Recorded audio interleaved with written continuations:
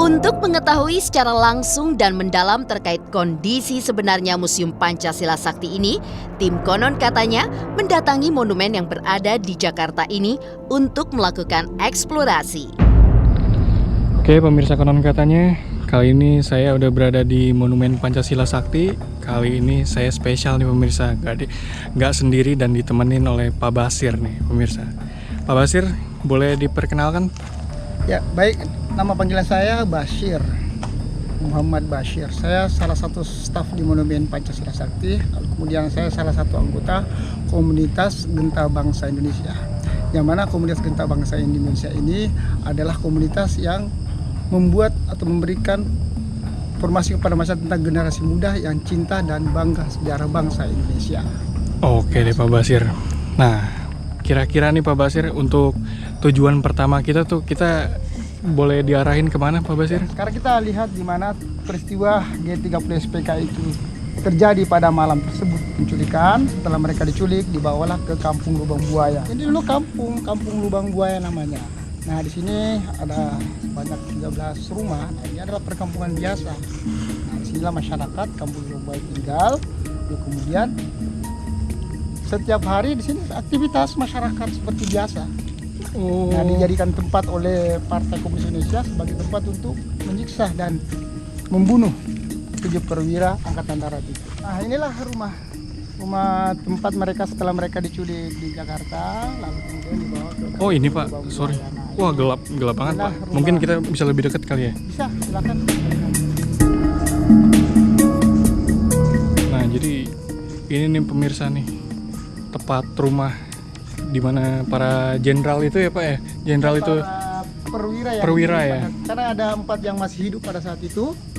Itu diantaranya Mayor Jenderal S. Parman, kemudian Mayor Jenderal R. Suprapto, dan Brigadir Jenderal Sutoyo Sumiharjo. Yang satu bukan jenderal itu Letnan 1 Pierre Andestendiana. Mereka dimasukkan ke dalam rumah ini.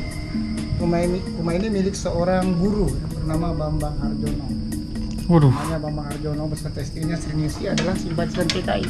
Jadi masyarakat di Kampung Lubang Buaya di sini dulu mereka belajar ya, baik membaca dan menulis, karena rumah Pak Bambang ini juga sebagai sekolah rakyat pada saat itu, sama dengan sekolah dasar saat ini.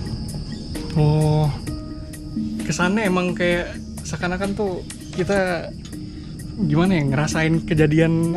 Begitu melihat ini sih saya kayak langsung ke bawah gitu tuh Pak, ke ini kan masa itu tuh penggambaran tentang bagaimana mereka disiksa. Nah, ayunan senjata dengan menggunakan peluru senjata, kemudian meja yang miring. Nah, ini menunjukkan pada saat itu beliau kakinya tanpa sengaja menendang kaki meja, akhirnya patah. Itu menggambarkan tentang kesakitan yang dialami. Tuh kalau bisa dilihat pemirsa tuh, mejanya tuh benar-benar detail banget, miring, benar-benar kayak ketendang. Kemana nih Pak? Setelah mereka disiksa dan pada akhirnya mereka kan semuanya dibunuh. Jadi yang hidup tadi setelah disiksa juga dibunuh, dan ada 3 yang terbunuh di rumahnya. Nah, lalu kemudian mereka semuanya dimasukkan ke dalam sumur. Nah, sumur itu Pak? Dimasukkan ke dalam sumur ini. Oh ini sumur yang orang-orang kan mungkin salah tafsir ya Pak yang ngomong lubang buaya itu. Oh jadi ini yang merupakan sumurnya tuh Pak? Iya. Nah, masyarakat di sini dulu kan banyak rumah nih.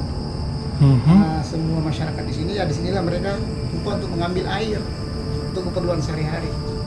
Oh, bisa dilihat tuh pemirsa tuh. Di situ juga ada kayak ungkapan-ungkapannya tuh.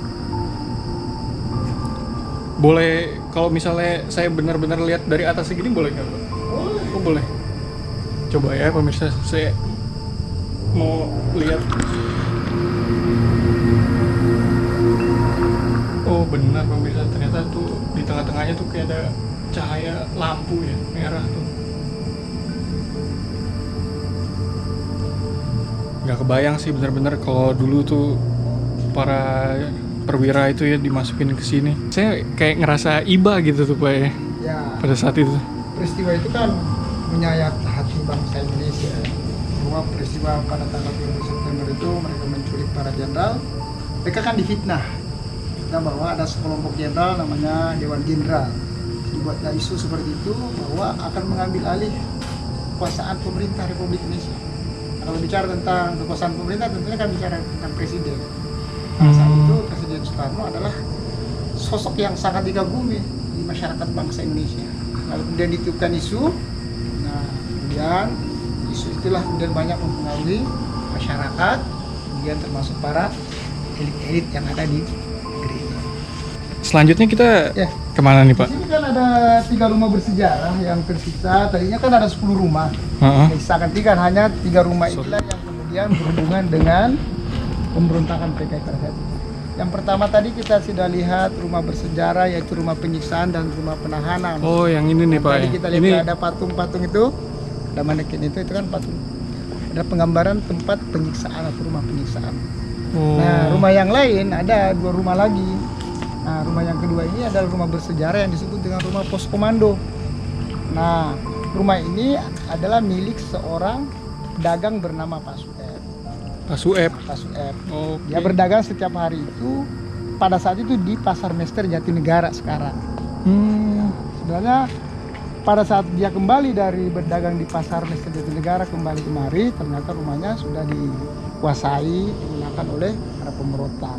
Oh, ini salah satunya nih Pak ya. Lalu kemudian beliau meninggalkan begitu. tempat ini, rumah ini karena digunakan oleh pasukan yang pada saat itu dia tidak tahu kalau yang rapat yang menguasai rumahnya itu adalah PKI akan menculik. Taunya mereka itu adalah ABRI.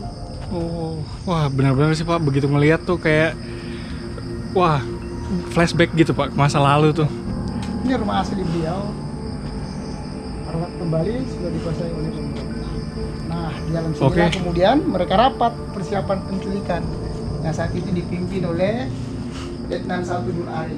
Sorry, lokasi rapatnya mereka tepat di ruangan sini? Di rumah ini. Ya disebutkan persisnya, tapi disebutkan bahwa mereka rapat